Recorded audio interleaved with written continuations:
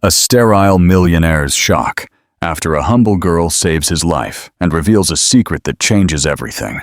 Before we begin this powerful story of love, betrayal, and destiny, please show your support on hitting the like button and subscribing to our channel so you never miss another heart-wrenching tale.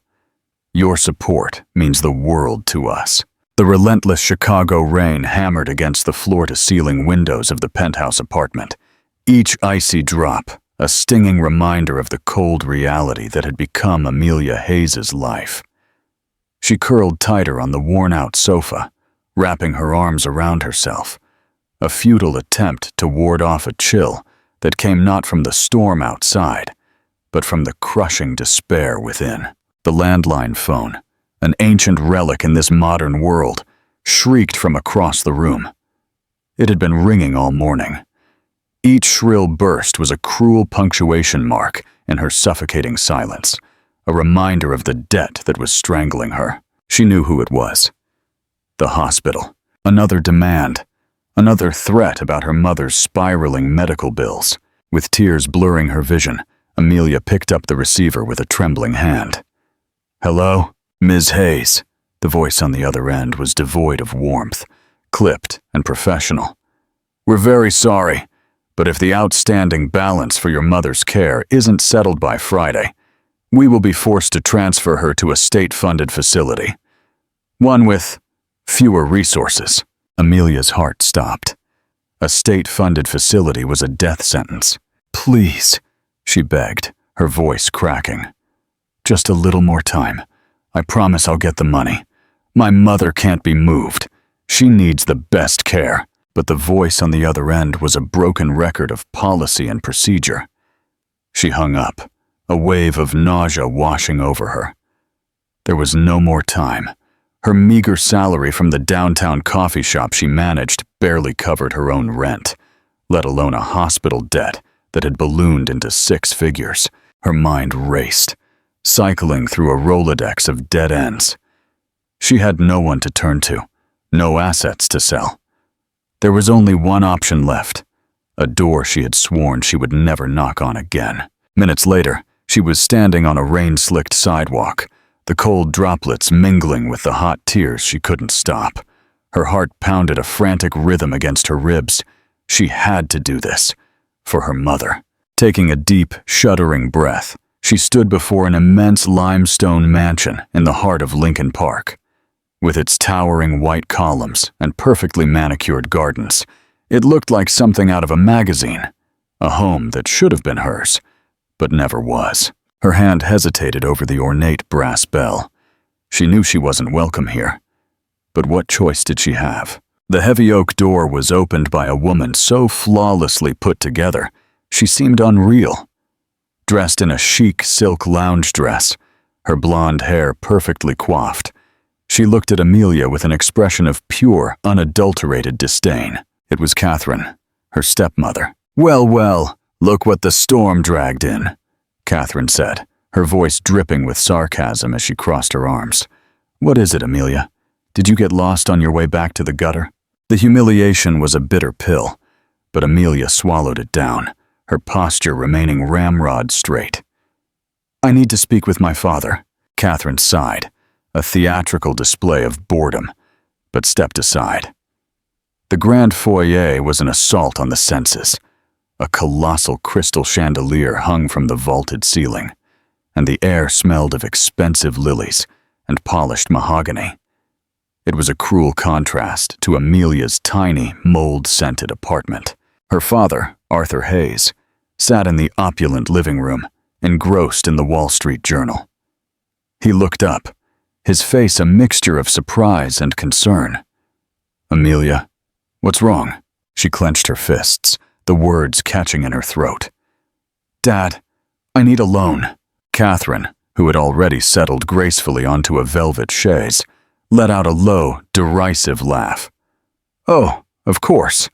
I knew you weren't here for a friendly family chat." Amelia ignored her, her eyes fixed on her father. "I need $100,000. It's for Mom's treatment. The hospital is going to move her if I don't pay."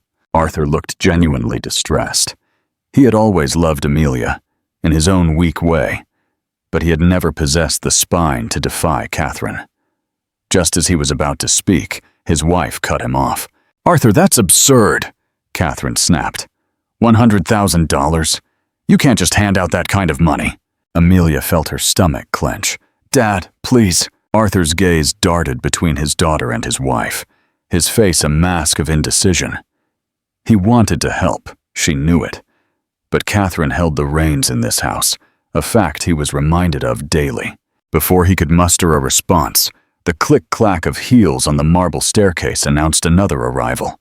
"What's my little bastard stepsister doing here?" The voice, sharp and cruel, belonged to Olivia Hayes, Catherine and Arthur's daughter. Olivia descended the stairs with a smug smile, her perfectly waved blonde hair bouncing on her shoulders. Amelia flinched. She had always hated that name. Bastard stepsister. It was Olivia's favorite weapon, a constant reminder that Amelia was an outsider, an inconvenient product of her father's first, less strategic marriage. "Nothing, darling," Catherine said, smiling at her daughter. "She just came to beg for money." Olivia's perfectly shaped eyebrows shot up in feigned surprise. "Money? Wow, that's a new low, even for you. You never had the guts to ask before." Amelia's face burned. "I'm not begging. It's a loan. I'll pay back every single cent." Olivia exchanged a knowing look with her mother before her smile turned predatory. "You know, I might just have a solution for you." Amelia eyed her with suspicion. "What kind of solution?" Olivia sauntered over to the chaise and sat beside her mother, crossing her legs elegantly. "You've heard of the Blackwood family, right? The old money, real estate tycoons?" Amelia nodded. "Everyone in Chicago had." "Exactly," Olivia purred, toying with a strand of hair. "And I am currently engaged to be married to one of them." She made a dramatic face. "The problem is, my fiancé, Julian Blackwood, is a complete and utter failure. He's the family's black sheep, a bastard son from some long-forgotten affair. He's rebellious, has no power, no prestige, and rumor has it, he's broke and mixed up in some shady business." A chill went down Amelia's spine. She didn't like where this was going. "What does that have to do with me?" Olivia's smile was blindingly cruel. "You and Julian are two of a kind, a bastard and a black sheep. You'd make a perfect couple." Amelia froze. "What?" Catherine then delivered the final blow, her voice smooth as venom. "If you marry him in Olivia's place, we will ensure that Arthur gives you the $100,000. The floor seemed to drop out from under Amelia's feet. "That's insane. Why would I marry a man I don't even know?" Olivia rolled her eyes. "Why, sweetie? Because it's your only option. I don't know him either. Do you want the money or not?" Amelia's hands grew clammy. Every fiber of her being screamed at her to refuse, to run. But then, an image of her mother flashed in her mind. Frail and pale, hooked up to machines. The thought of losing her, of failing her, was an agony that dwarfed her own pride. She closed her eyes, the weight of the world crushing her chest. When she opened them, her voice was a barely audible whisper. "If I marry him, you'll really give me the money?" Catherine and Olivia exchanged a triumphant glance before nodding in unison. "Every last cent." Amelia took a deep breath. It was a monstrous choice, a devil's bargain. But in her heart, she knew she had no choice at all. Her future had just been sold. Days later, the grand ballroom of a historic Chicago hotel was filled with the judgmental whispers of the city's elite.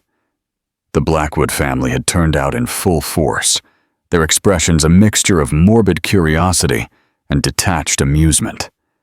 They were here to witness the sham wedding of the family's disgraced, illegitimate son. On one side of the aisle, Catherine and Olivia watched with barely concealed boredom. On the other, Arthur shifted uncomfortably, his worried gaze fixed on his daughter, who sat alone on a chair at the altar. Amelia clutched her bouquet of simple white roses, her knuckles white. The dress, A plain white sheath rented at the last minute did little to hide the tension in her frame. Her heart was a wild drum against her ribs. She had never imagined this for herself, marrying a complete stranger, a man painted as a violent, bankrupt failure. The organ music faded into an expectant silence. Murmurs rippled through the pews. The groom was late. Olivia leaned over to her mother, a smirk on her face. How pathetic. Even the broke bastard didn't have the decency to show up for her. Catherine stifled a laugh. I told Arthur this was a mistake, but perhaps it's for the best. Better this than a lifetime of public humiliation with him. Amelia heard every word, each one a fresh stab of pain. What if he didn't come? The priest cleared his throat, adjusting his glasses. We can wait a few more moments, he announced, his voice echoing in the cavernous room. Amelia closed her eyes. The urge to flee was overwhelming.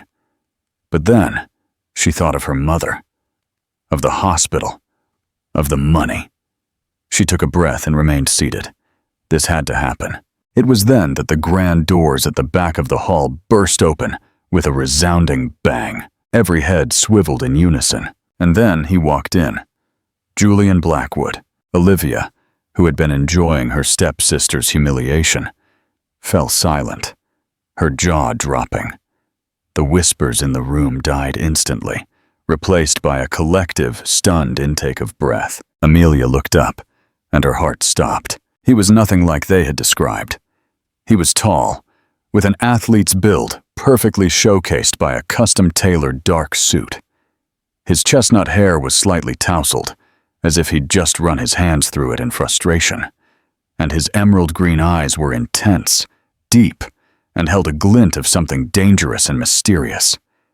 He moved with a confident, almost predatory grace, his presence commanding the entire room. Have you ever had a moment where your entire perception of a situation was shattered in an instant? Tell us about it below. Olivia stared, wide-eyed. That can't be him, she muttered, unable to believe that the man she had so casually discarded was not some aging, washed-up degenerate, but a man who looked like he had stepped off the cover of a magazine. Julian strode down the aisle, his gaze fixed on Amelia. He stopped beside her, looking down at her. Sorry I'm late, he said, his voice a low, velvety baritone that sent a shiver down her spine. Had some business to attend to. Amelia couldn't speak. She could only nod. Mesmeritor. The ceremony resumed, but the words were a blur to her. Her entire focus was on the enigmatic man standing beside her. When the time came, the priest pronounced them husband and wife. You may kiss the bride. Amelia's eyes widened in panic. She hadn't prepared for this. But before she could react, Julian gently took her face in his hands, his touch surprisingly tender, and leaned in. The kiss was brief, but it was electric, a spark of heat that shot through her, leaving her breathless and confused. As he pulled away, he leaned close to her ear, his breath warm against her skin.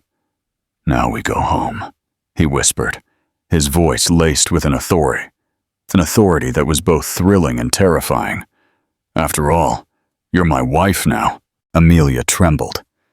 Catherine and Olivia exchanged bewildered glances. This was not the broken man they had planned for.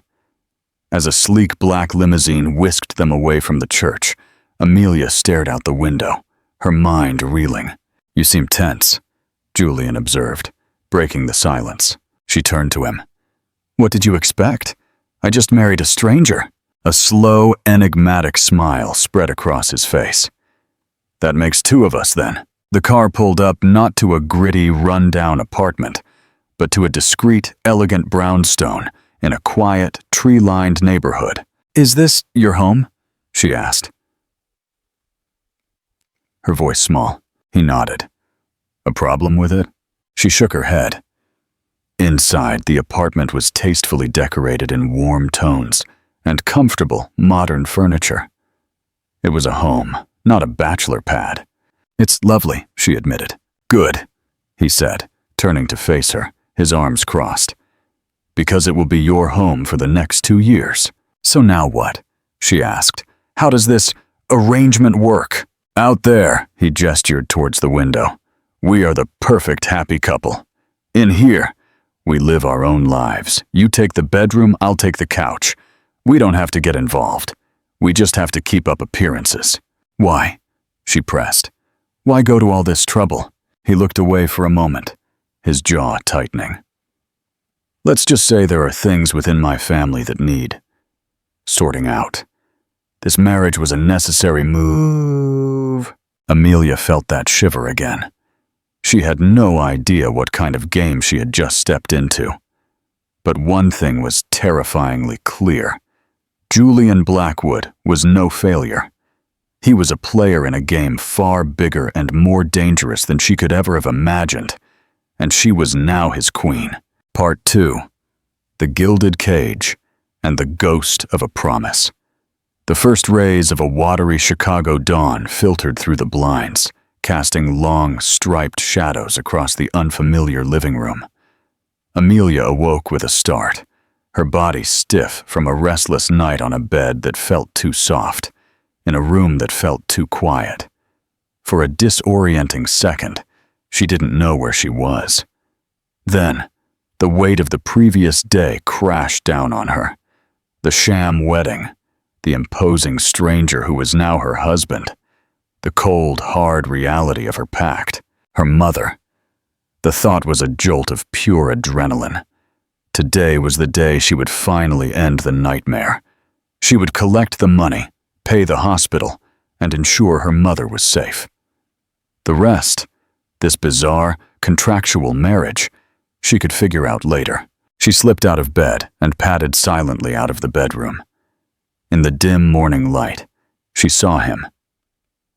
Julian was asleep on the long leather sofa, one arm thrown over his eyes, the other resting on his chest, which rose and fell in a slow, steady rhythm. The formidable, enigmatic mask he wore was gone, and in its place was a surprising vulnerability. He looked younger, less like a predator, and more like a man burdened by secrets. A stray lock of chestnut hair had fallen across his forehead. Without thinking, Amelia felt a strange urge to brush it back. She recoiled from the thought, horrified by its intimacy. This man was a stranger, a means to an end. Shaking her head to clear it, she grabbed her purse and slipped out of the apartment before he could stir. The journey to her father's mansion was a pilgrimage of dread. Each block brought a fresh wave of anxiety. She had fulfilled her part of the grotesque bargain. Now, they had to fulfill theirs. She rang the bell, her posture rigid, her expression a carefully constructed mask of neutrality. This time, it was Olivia who answered the door, already dressed in expensive athletic wear, a smug smirk playing on her lips. "Back so soon?" Olivia chirped, blocking the entrance. "Forget something? Like your dignity?" "I'm here for the money," Amelia said, her voice flat and cold. "My father is expecting me." "Oh, I don't think so." From behind Olivia, Catherine emerged, holding a delicate porcelain cup of tea. Her smile was as thin and brittle as the cup she held. "There's been a complication, Amelia." A cold knot of fear formed in Amelia's stomach. "What are you talking about? We had a deal. I did what you asked." Catherine took a delicate sip of her tea before answering. "Well, you see, dear, market conditions are a bit volatile right now. It's simply not a prudent time for Arthur to be liquidating such a significant sum. It would be fiscally irresponsible." The excuse was so flimsy, so transparently false, that it was a direct insult to Amelia's intelligence. The rage that had been simmering within her for years began to boil. "This isn't about the market, and you know it," Amelia snapped, pushing past Olivia and into the foyer. "This is about you torturing me. You made a promise." "We made a suggestion," Olivia corrected her, her voice dripping with glee. "And you, in your desperation, accepted it. You can't blame us for your poor decision-making." "Dad!" Amelia shouted, her voice echoing in the cavernous space. "Dad, get down here!" Arthur appeared at the top of the grand staircase, his face pale and drawn. He looked from his furious daughter to his implacable wife, a man caught in a crossfire of his own making. "He promised me," Amelia said, her voice breaking as she looked up at him. "You gave me your word." Arthur descended the stairs slowly, avoiding her eyes. "Amelia, your stepmother has a point. It's a difficult time." "Difficult?" she cried, her voice raw with betrayal. "My mother is dying, and you're talking about a difficult time? You looked me in the eye and agreed to this." Catherine glided to her husband's side, placing a perfectly manicured hand on his arm in a gesture of ownership. "Arthur, darling, we've discussed this. It's for the best. We can't enable this dependency." Amelia saw it then, the exact moment her father's resolve crumbled. The flicker of fear in his eyes, the slight slump of his shoulders as he capitulated to his wife's will. He looked down, unable to meet her gaze. I'll see what I can do, Amelia. Maybe in a few weeks."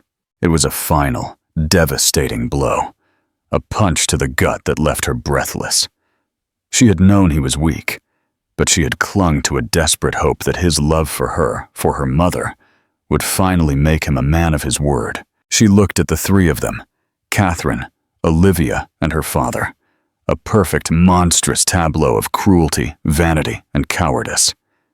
The tears she had been fighting threatened to spill over, but she refused to give them the satisfaction. "You don't have to," she said, her voice suddenly devoid of all emotion. It was the chilling calm that comes after the storm has passed, leaving only wreckage behind. "I see now. I see everything." She turned and walked out of the mansion without a backward glance, her back straight, her head held high. Once she was on the street, hidden from their view by the high stone walls, she finally allowed a single, hot tear to trace a path down her cheek. She had sold herself for a lie. What would you have done in Amelia's position? Would you have given up? Or would you have fought back in a different way? Let us know your thoughts in the comments section. The rest of the day was a blur of frantic, desperate activity. She went back to her old, cramped apartment, the air thick with the smell of loneliness and coffee grounds. She packed up the last of her belongings, her clothes, a few cherished books, small trinkets that held the only memories of a happier time. She needed money, and she needed it now. She took photos of her small television, her microwave, her laptop, and posted them on an online marketplace, listing them for prices far below their worth. Every dollar counted. A buyer contacted her almost immediately, interested in her laptop. He seemed eager, almost too eager, and insisted on meeting in a public place to make the exchange. Desperate, Amelia agreed. They met in the bustling parking lot of a supermarket. He handed her a cashier's check, and she, foolishly trusting, handed over the laptop. It wasn't until she was at the bank, the teller looking at her with pity, that she discovered the truth. The check was a sophisticated forgery. Worthless. The buyer's number was disconnected. He was a ghost. Amelia stumbled out of the bank, the reality of her situation finally crushing her. Betrayed by her family, robbed by a stranger. She sank onto a nearby park bench, the sounds of the city fading into a dull roar in her ears. She buried her face in her hands, her shoulders shaking with silent, racking sobs. She had hit rock bottom. She had nothing left. Across the city, in a sleek, minimalist office overlooking the Chicago River, Julian Blackwood sat across from his most trusted associate, a sharp, discreet man named Marcus. "So, you went through with it," Marcus said, a rare note of disapproval in his voice. "I still don't understand the endgame, Julian. Marrying some unknown girl to spook your uncle? It's a risky play." Julian leaned back in his chair, a look of cold calculation in his eyes. My uncle thinks I'm a broken, bankrupt liability. He's been trying to leverage my instability to force a buyout of my shares in the company. This marriage, this sudden picture of domesticity, it throws him off balance. It makes him wonder what I know, what I'm planning. And the girl? Amelia? Marcus asked. What about her? Julian paused, a flicker of something unreadable in his eyes as he thought of her. She's not what I expected. And her family, he said, his voice hardening, is a nest of vipers. Keep digging into Arthur Hayes' finances. I want to know everything. Later that evening, driving home through the city, Julian's mind was a whirlwind of strategy and calculation. But as he turned onto his quiet street, a figure huddled on a bench under a streetlight caught his eye. The posture of utter defeat was unmistakable. It was Amelia. He pulled over, his heart giving an unexpected lurch. He got out and approached her quietly. Amelia? She looked up, startled, her face pale and stained with tears. She hastily wiped her eyes, trying to compose herself. Julian, what are you doing here? I live here, remember? He said gently. What happened? Nothing. She lied, forcing a brittle smile. I was just getting some air. He didn't believe her for a second. He could see the raw despair in her eyes. He sat down beside her, not too close, but near enough to offer a silent presence. You can talk to me, you know. We're in this together, for now. The kindness in his voice, so unexpected, was her undoing. The story tumbled out of her, the betrayal at the mansion, her father's weakness, the cruel trick her stepmother and stepsister had played. And then, the final humiliation of being scammed out of her last valuable possession. Julian listened in absolute silence, his expression hardening into a mask of cold fury. He wasn't looking at her with pity. He was looking at her with the focused intensity of a man planning a war. When she finished, her voice a hoarse whisper, he stood up and held out his hand. Come on, he said, his tone leaving no room for argument. Let's go home. Back in the warmth of the brownstone, he made her a cup of tea. As she sat huddled on the sofa, he stood by the window, his back to her, and made a phone call. His voice was low, but each word was a command. Sharp and precise. Marcus, change of plans. I want everything you have on Arthur Hayes and his wife, Catherine. And I want it on my desk in 1 hour. And get me the name of the hospital where Amelia's mother is a patient. He hung up and turned to face her. Your family made a mistake, he said, his green eyes blazing with a dangerous light. They picked a fight with the wrong person. Amelia stared at him, bewildered. What are you going to do? A ghost of a smile touched his lips, but it held no warmth. They used you to get to my family. Now, I'm going to use them to get what I want. And in the process, he said, his gaze softening as he looked at her, we're going to make sure your mother gets the care she needs. He walked over to his briefcase and pulled out a checkbook. He scribbled for a moment, tore out the check, and handed it to her. Amelia looked down. It was made out to the hospital, for the full amount. 100,000. I can't take this, she stammered, her mind reeling. This wasn't part of our deal. Our deal just changed, Julian said, his voice quiet, but absolute. You're my wife, Amelia. Your problems are now my problems, and I always take care of my problems. She stared at the check, then up at him, the powerful, enigmatic man who had just become her unlikely savior. She had married a stranger to save her mother, only to be betrayed. And now, that same stranger was offering her the salvation she so desperately needed.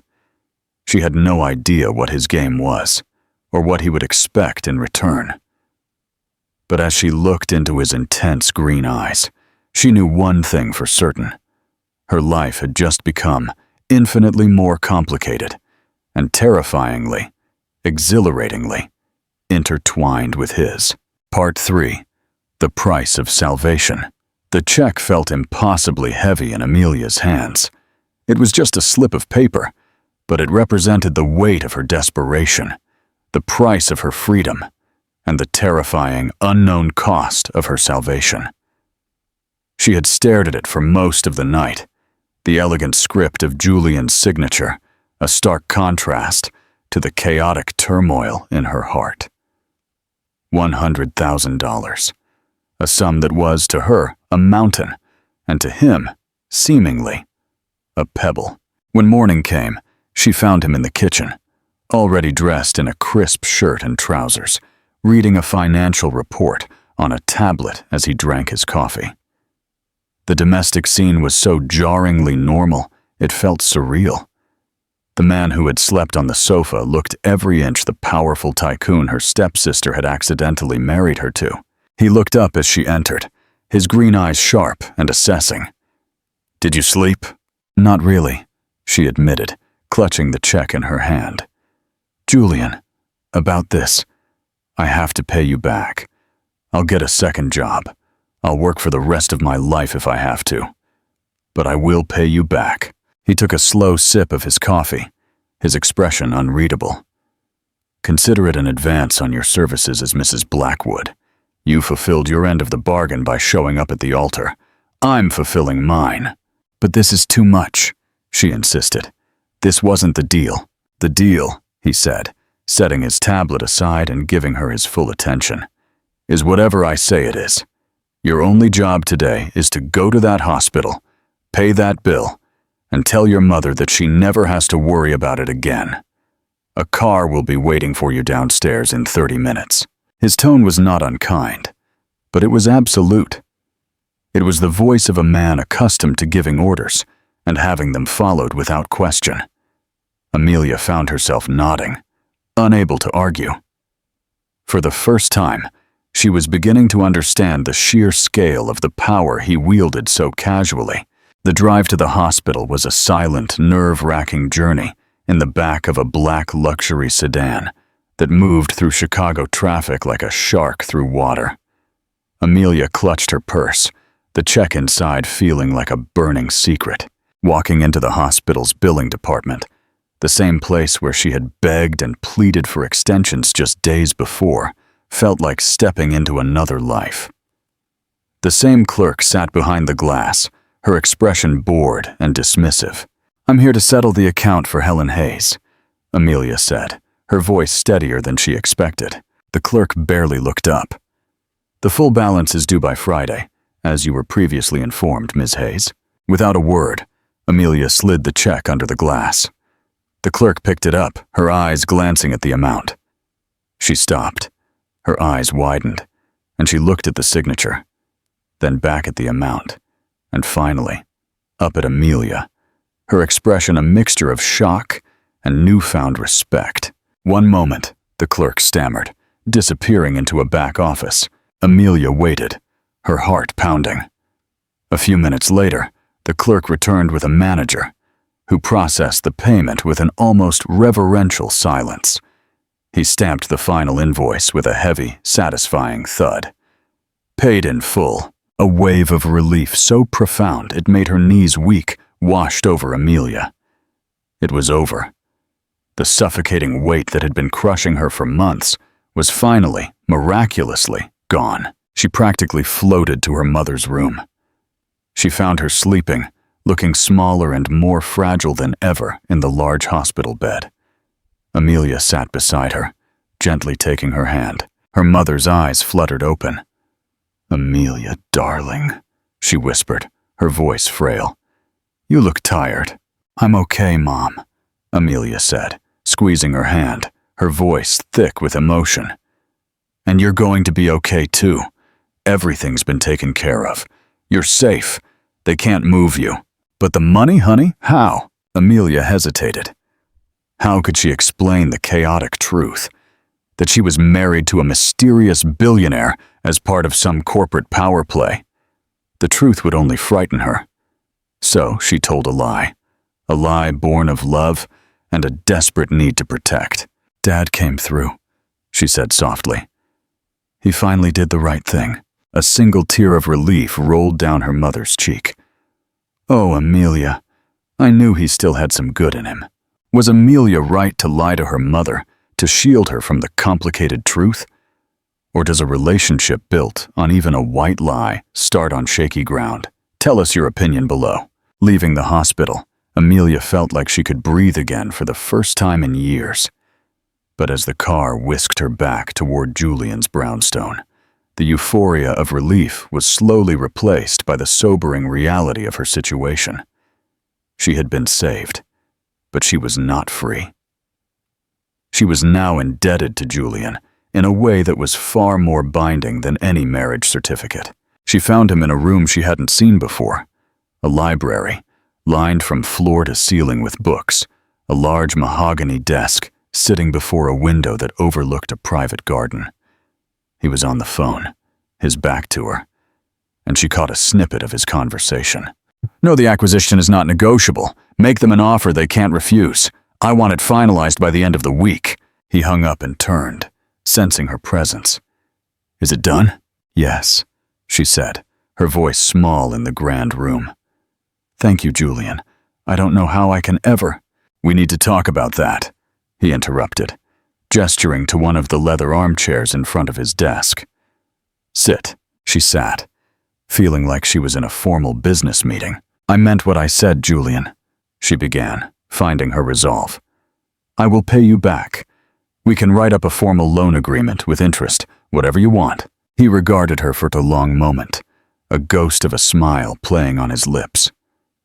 Amelia, he said, his voice dangerously soft. The money is irrelevant. It was an investment. An investment? In what? In you, he said simply, and in the success of our partnership, which brings me to our new arrangement. He leaned forward, his forearms resting on the desk, his green eyes boring into hers. The terms of our agreement have changed. I am no longer interested in a wife who is merely a name on a piece of paper. The game I'm playing is more complex than you can imagine. My uncle, my family, our competitors, they are all watching my every move. They are watching your every move. He stood up and began to pace slowly in front of the window. They expected me to marry a vapid socialite or remain a reclusive failure. You, marrying me, out of the blue, has them confused. Your quiet dignity, your mysterious background. You're a wild card, and that makes you valuable. Valuable how? She whispered, her mind racing. I need more than a ghost, Amelia. I need a queen to play opposite me on this chessboard, he said, turning to face her. I need you to become Mrs. Julian Blackwood in every sense of the word, at least in public. You will have an unlimited clothing allowance, access to my staff, my cars, my homes. You will be seen at the right charities. You will be photographed at the right events. You will be intelligent, elegant, and completely devoted to your husband. He stopped in front of her, looking down at her. In return for this performance, your mother's ongoing medical care will be assured, and you will have a life of security you've never known. But I will demand your absolute loyalty. You will be my partner in this deception. No more secrets. Amelia stared at him, her heart hammering in her chest.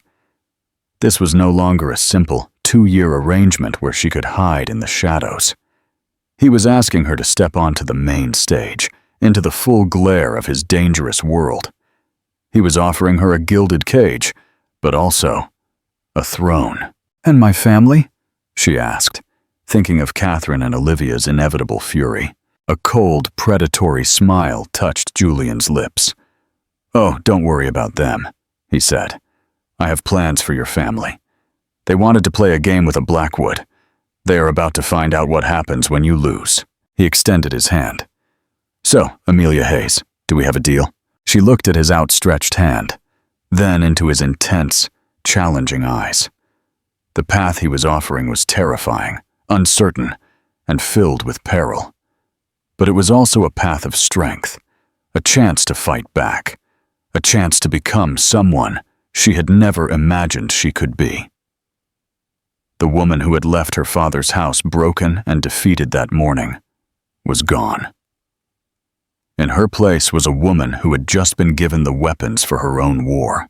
She took his hand. His grip was firm and warm. "Yes, Julian," she said, her voice clear and strong. "We have a deal." Part 4. The Forging of a Queen. The dawn that broke over Chicago the next day felt different. For Amelia, it wasn't the dawn of another day of struggle, but the first day of a new, terrifying and electrifying life. She awoke not to the suffocating anxiety of debt, but to the heavy reality of the deal she had made. She was no longer just a victim. She was a chess piece, a willing participant in a game whose rules she was only beginning to understand. Julian was already gone when she emerged from her room, but a small, handwritten note sat on the kitchen counter next to a freshly brewed pot of coffee. "Amelia, today, your new life begins. A car will be here for you at 10 a.m. Her name is Evelyn. Trust her. She will prepare you for what's to come. J." The note was sparse, devoid of emotion, yet it carried an undeniable undercurrent of command. Punctually at 10, a black sedan arrived. The woman who stepped out was the epitome of chic professionalism. Tall, rail-thin, with a severe black bob and piercing gray eyes, Evelyn sized Amelia up with an expression that was neither friendly nor unkind. It was the look of an expert evaluating raw material. "Amelia Blackwood," Evelyn stated. Not a question, but a confirmation. "I'm Evelyn Croft. Julian has tasked me with your integration. Shall we begin? Shall we?" What followed was not the fun, movie-style shopping spree Amelia might have imagined. It was a rigorous, strategic overhaul of her entire existence. Their first stop was a private, appointment-only atelier in a discreet Gold Coast building. Racks of exquisite clothing lined the walls, but Evelyn dismissed them with a wave of her hand. "Anyone with a credit card can buy fashion," Evelyn explained, her voice as crisp as a new banknote. "We are not building a wardrobe. We are building an identity. The women in Julian's world don't follow trends. They embody a timeless elegance that screams old money. It's a language, and you are about to become fluent." For hours, Amelia was poked, prodded, and pinned into a dizzying array of garments. Evelyn was a ruthless director, dissecting every detail. "No, the hem is a millimeter too short. It suggests you're trying too hard. The fabric of that blouse is beautiful, but it wrinkles. You will never appear anything less than flawless." "This dress," Evelyn said, holding up a simple, devastatingly elegant navy blue sheath dress, "is not designed to get attention. It is designed to command respect. It says you belong here, that you were born to this, and that you find the ostentatious displays of new money rather tiresome." Amelia looked at her reflection.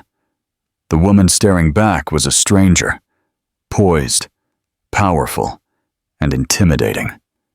It felt like a costume, a beautiful lie she was about to perform. A part of her recoiled from the artifice, but another, smaller part felt a thrill, a flicker of the power this new skin afforded her. But the transformation went far beyond clothes. The following days were a relentless boot camp in the art of being wealthy. Evelyn drilled her on everything: the correct way to identify a vintage Bordeaux from its aroma, the subtle differences between a Monet and a Manet, the intricate family trees and scandalous histories of Chicago's most powerful families. "You will not simply be a beautiful woman on Julian's arm," Evelyn instructed during one of their lessons in the Brownstones' library. "You will be his confidant, his intellectual equal. When they speak of business, you will understand the subtext. When they speak of art, you will have an opinion. They will try to dismiss you as a pretty face. You will not allow it."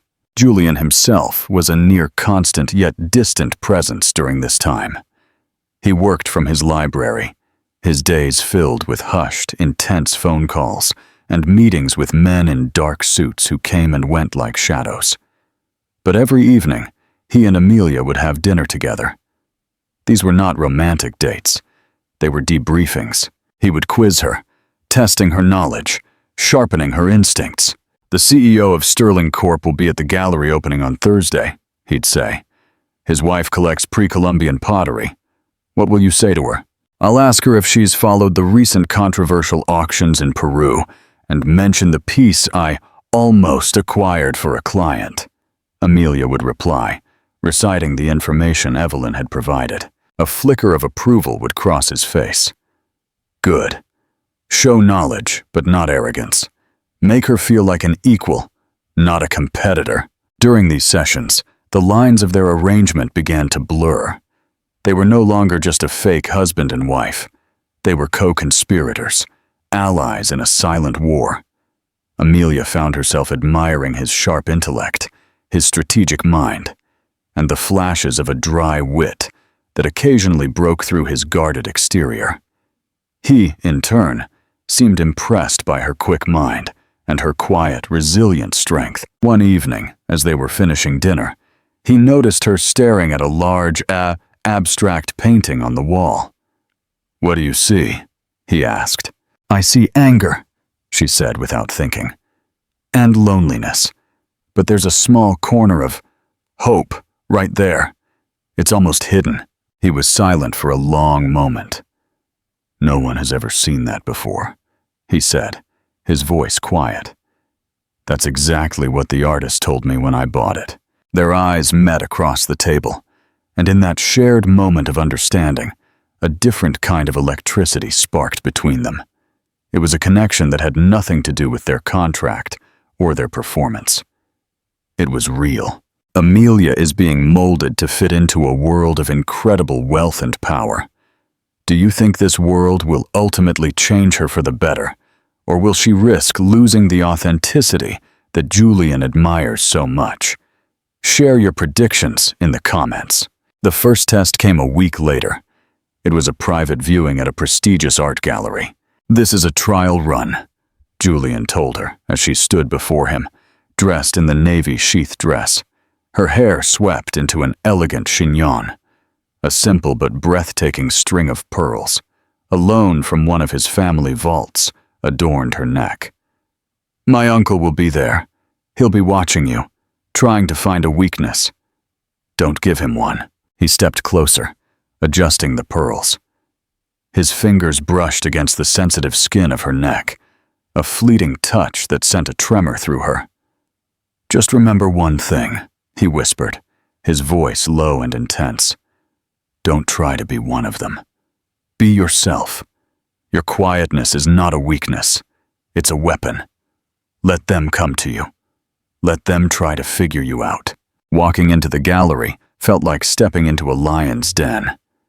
The air was thick with the scent of money and perfume, and the quiet hum of conversation was a symphony of power plays and social maneuvering. Amelia could feel the eyes on her, the curious glances, the whispered questions.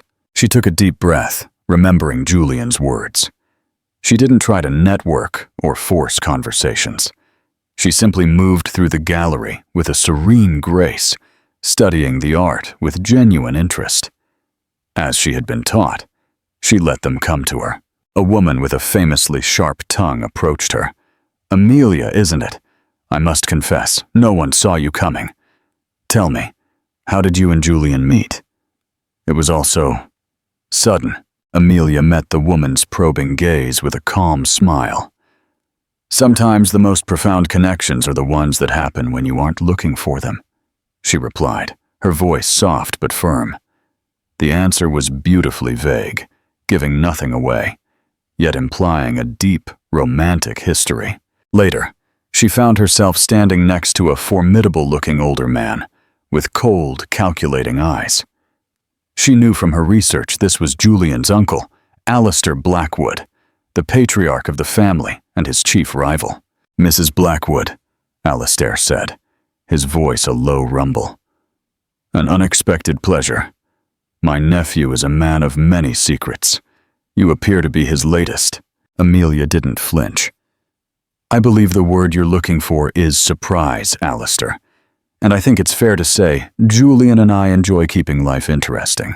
She then turned her attention to the sculpture beside them. "This piece is exquisite, don't you think? The artist's commentary on the fragility of power is particularly poignant." She had disarmed him, turning the conversation away from herself and subtly challenging his own status. From across the room, she saw Julian watching them, a barely perceptible nod of approval on his face. Back in the car, an uncharacteristic silence filled the space. Amelia was sure she had failed, that her inexperience had been glaringly obvious. "I'm sorry if she began. "You were magnificent," Julian interrupted, turning to her in the darkness of the car. The praise coming from him felt more valuable than any diamond. "You weren't just a surprise tonight, Amelia. You were a revelation." That night, back in the brownstone, the professional distance they had carefully maintained seemed to dissolve. He poured them both a glass of expensive scotch, and they sat in the library, not as employer and employee, but as partners who had just won their first battle. "Alistair is rattled," Julian said, a rare, genuine smile on his face. "He thought you'd be an easy target, a liability he could use against me. Instead, you intrigued him, and that makes you dangerous to him." "Is that what I am to you?" she asked quietly. "A weapon." He looked at her, his expression serious. "You're my queen, Amelia," he said, his voice low, "and a queen is the most powerful piece on the board." He reached out, his thumb gently brushing her cheek, a gesture so tender it made her breath catch.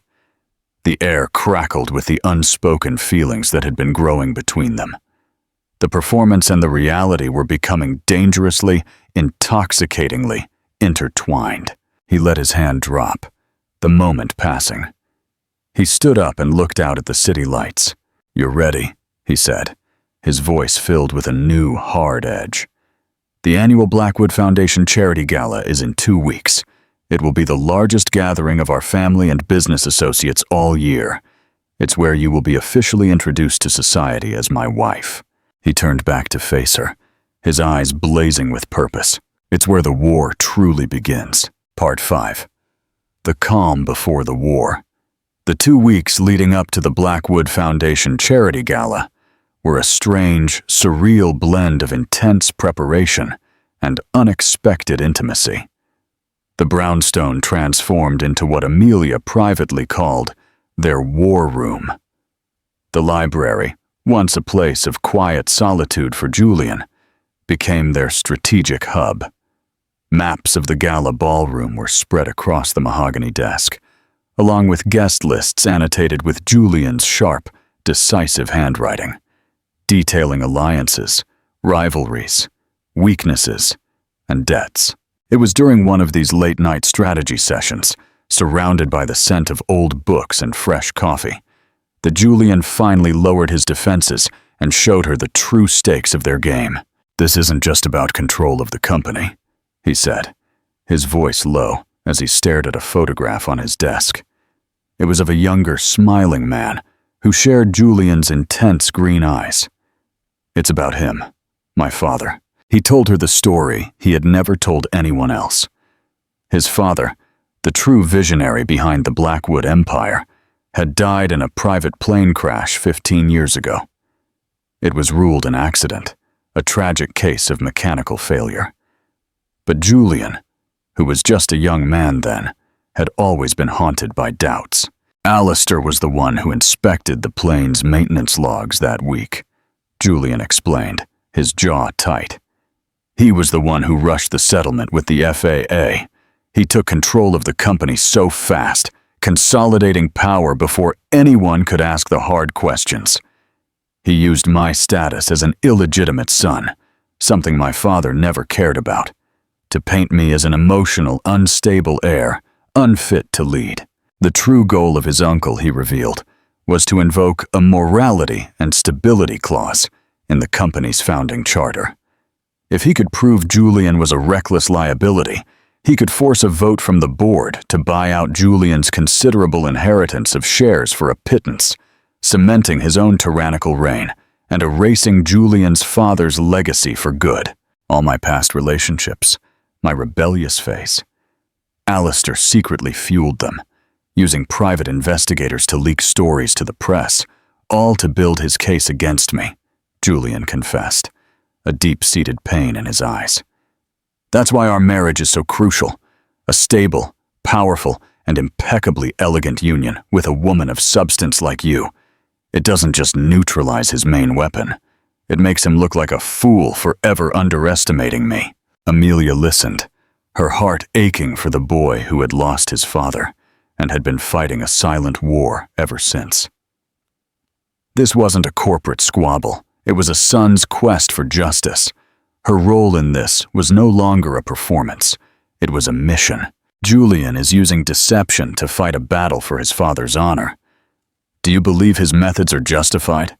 Or is he becoming just as manipulative as his uncle?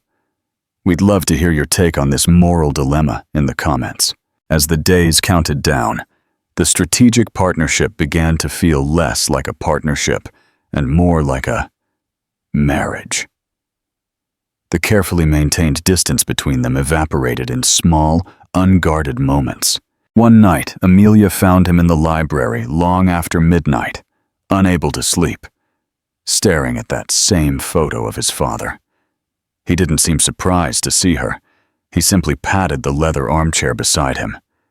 She sat, and for an hour, he spoke about the man he'd lost. Not the tycoon, but the father who taught him how to sail and who read him classic novels before bed. In return, she found herself opening up about her mother, about her simple dream of one day owning a small flower shop, a dream that had felt so distant until now.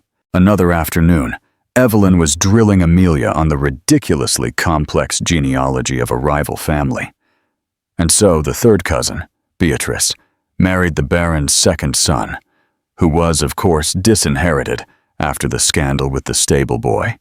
Evelyn droned on. Amelia, trying to keep it all straight, finally laughed. Good heavens, it sounds less like a family tree and more like a daytime soap opera. From the doorway, a sound startled them both. A deep, genuine laugh from Julian.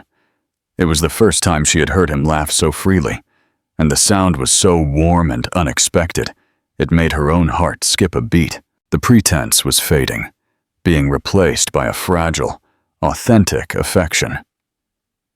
She began to notice the little things, that he only drank coffee black, that he had a slight scar above his left eyebrow, that he loosened his tie the moment he thought no one was looking. She started leaving a plate of sandwiches and a glass of water on his desk when he worked late, a simple gesture of care he had likely never experienced. He never mentioned it, but the next morning, the plate would be empty and left neatly on the kitchen counter. Of course, their enemy was not idle. Alistair, feeling his position threatened, made his first move. Amelia discovered it one morning while scrolling through a notorious online gossip column. The article was slick and insidious, speaking of the latest trend among Chicago's elite, the Cinderella marriage. It didn't mention her by name, but the details were unmistakable. A mysterious, penniless beauty, a whirlwind marriage to a troubled scion of a powerful dynasty, whispers of a carefully orchestrated plan to secure a fortune. It painted her as a cunning, social-climbing gold digger. The words were a physical blow, stealing the air from her lungs. All her newfound confidence evaporated, replaced by the sickening, familiar feeling of being an imposter. Maybe they were right. Maybe she was just a girl from the gutter playing dress-up. Julian found her in the library, her face pale, staring at the screen. He read the article over her shoulder, and she saw his expression morph from confusion to a cold, lethal rage. "Insignificant parasite," he hissed, not at her, but at the author of the piece. Before Amelia could even process what was happening, he was on the phone with Marcus. His voice was dangerously quiet. "Marcus, the columnist, Veronica Vance. I want to know who pays her bills. Yes, I'm sure it's Alistair. Find the leverage point. I don't care what it is. Financial, personal, find it. The article comes down within the hour, and it will be replaced by a full retraction and an apology for unfounded speculation. And then make sure Ms. Vance finds it very, very difficult to find work in this city ever again." He hung up. The raw, protective fury radiating from him was terrifying, but it was also breathtaking. He had unleashed his power not to protect his company or himself, but to defend her honor. He came and knelt before her, taking her trembling hands in his. "Amelia, look at me. Do not let them do this to you. This is what they done. They try to make you feel small, worthless. It's the only weapon they have against people like us. People who have something they will never understand. Integrity. But what if they're right?" she whispered, the shame still clinging to her. "No," he said, his grip tightening. "They are not right. You are the most genuine person in this entire God-forsaken city, and that is why we are going to win." The night before the gala, the air in the brownstone was thick with anticipation. Amelia stood in her room, staring at the gown hanging on her door. It was a masterpiece of black velvet, elegant and understated, yet it felt like a suit of armor for a battle she wasn't sure she was ready to fight. There was a soft knock on her door. It was Julian. He was holding a flat, velvet box. "I have something for you," he said, his voice softer than usual. He opened the box. Nestled inside was a stunning diamond and sapphire necklace, intricate and clearly an heirloom. It wasn't a flashy modern piece. It was imbued with history and grace. "It was my mother's," he said quietly. She was the only person Alistair ever truly feared. Not because she was loud or aggressive, but because he could never buy her, control her, or intimidate her. She had a strength that came from within. He took the necklace from the box, his fingers brushing her skin as he fastened the clasp around her neck. The cool weight of the jewels felt like a coronation. "She would have liked you, Amelia," he whispered, his face close to hers. She never bowed to him either. The gesture was so profound, so full of trust, it shattered the last of her defenses. This was no longer about a deal. This was about him seeing her, truly seeing her, and anointing her as his equal, his partner. Tears welled in her eyes.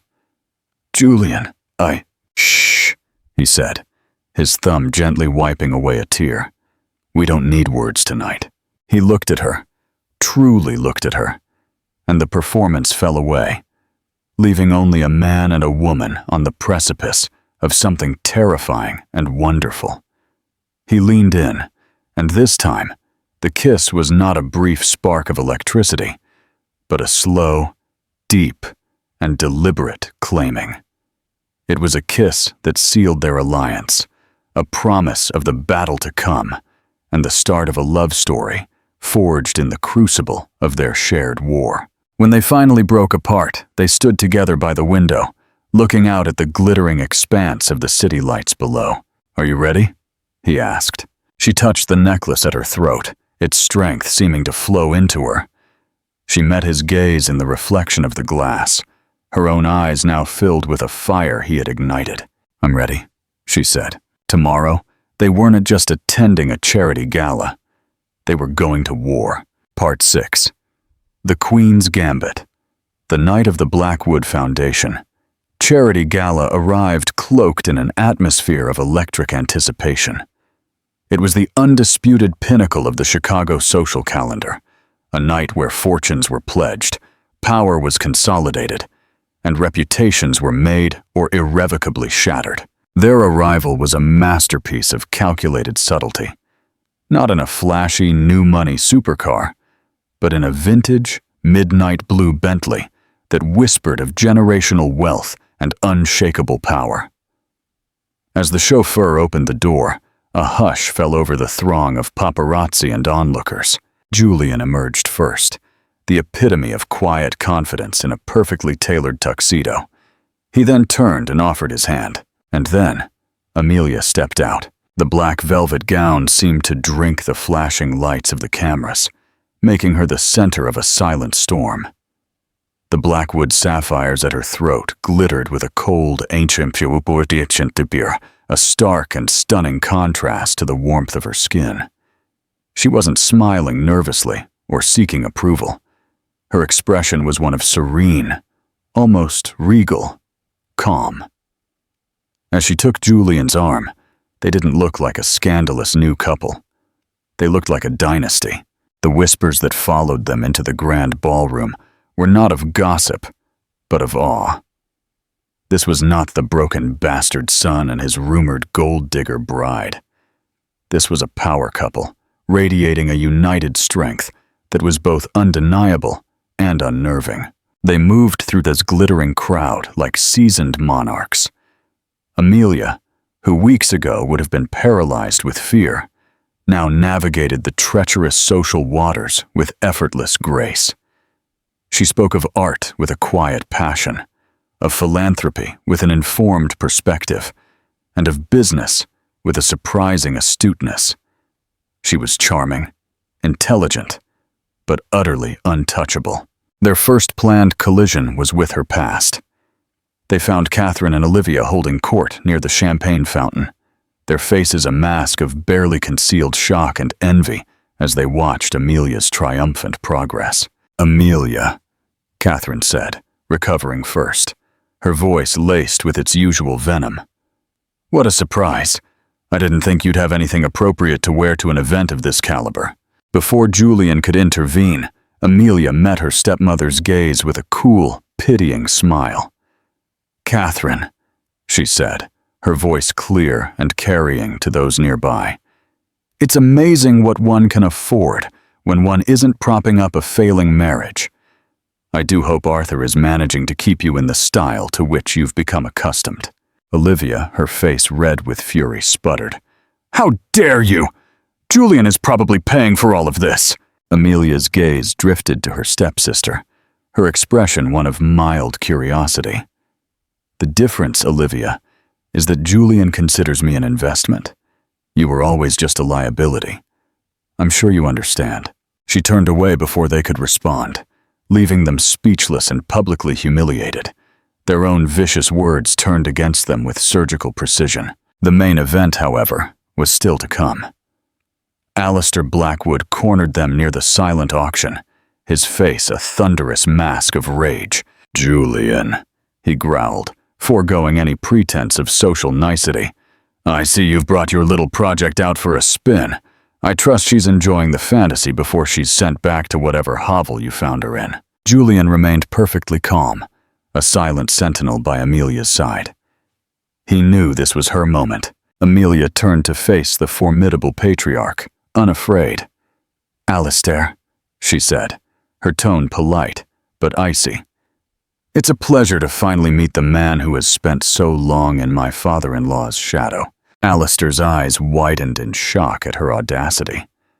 "My brother would be spinning in his grave to see the Blackwood legacy in the hands of a flighty boy and his ambitious bride." "On the contrary," Amelia replied smoothly, taking a deliberate step forward.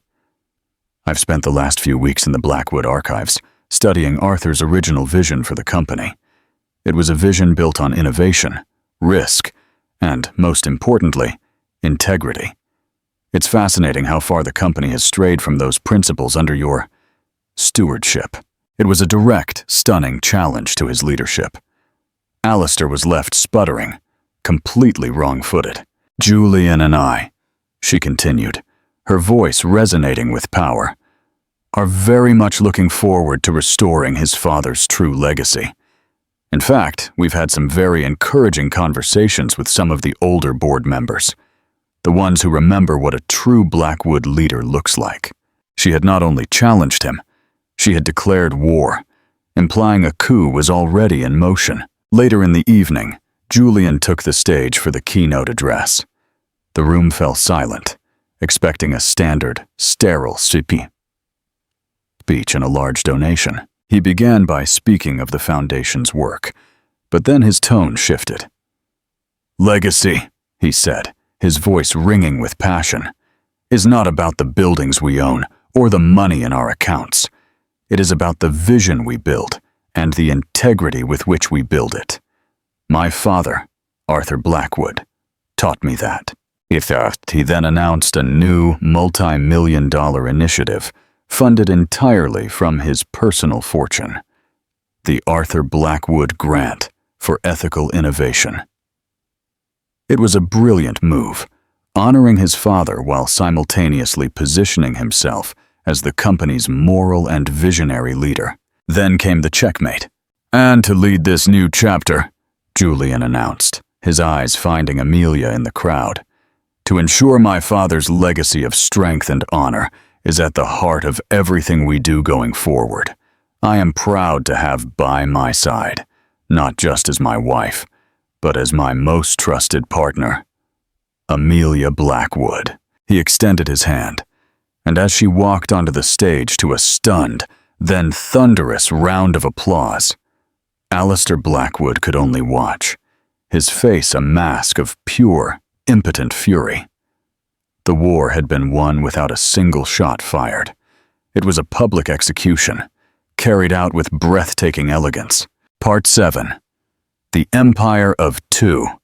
The ride home in the Bentley was a cocoon of electrified silence.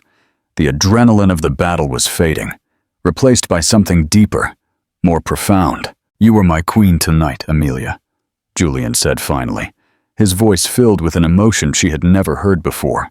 She turned to him in the dim light of the car, her smile small but triumphant.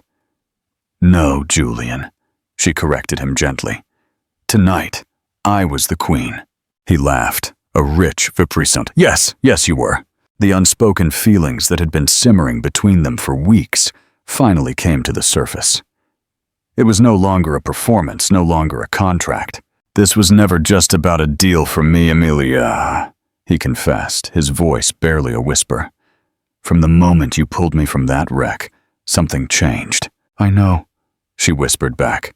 In the privacy of their shared home, he pulled her into his arms. The kiss was not the desperate, claiming kiss of the night before the gala. It was a kiss of equals, of partners, of two survivors who had finally found their way home. In the months that followed, the Blackwood Empire was reshaped. Faced with an internal revolt from board members loyal to Arthur's memory and the undeniable power couple Julian and Amelia had become, Alistair Blackwood was forced into a graceful retirement. Julian, with Amelia by his side as a key advisor and board member, took his rightful place at the head of the company. One of his first acts was to launch a quiet but thorough internal investigation into the circumstances of his father's death. Amelia's past life was also put to rest. With Arthur finally free from Catherine's influence and filled with remorse, he cut off his ex-wife and daughter. Their social standing evaporated overnight, leaving them financially and personally ruined. Irrelevant footnotes in a story that was no longer about them. Amelia, using her own resources, moved her mother into a beautiful private care facility with a garden overlooking Lake Michigan. With the best doctors and no more stress, her mother's health improved dramatically. One crisp autumn evening, nearly a year after the gala, Julian came home to find Amelia not in the library studying business reports, but in the sunroom, sketching in a notebook, her face glowing with a serene happiness. "What are you designing?" he asked, wrapping his arms around her from behind and kissing her neck. "My flower shop," she said, her voice filled with a simple, profound joy. "I found the perfect little spot in Old Town." He smiled against her hair. The woman he married had become a corporate queen, but she had never lost the humble gardener he had fallen in love with. "There's something else," she said, turning in his arms to face him. She took his hand and placed it gently on her stomach. "Our partnership is about to have a new board member, or maybe two." He looked at her, his eyes searching hers, and then a look of pure, unadulterated shock and joy washed over his face. The man who was told he was a failure, a dead end, who believed he could never be a father, was speechless. "Amelia," was all he could manage, his voice thick with tears.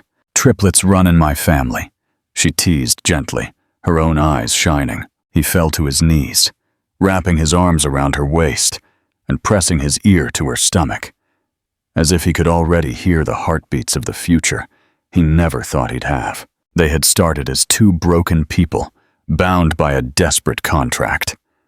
But from the wreckage of their pasts, they had built an empire, not just of wealth and power, but of justice, healing, and a love so strong it had rewritten their destinies.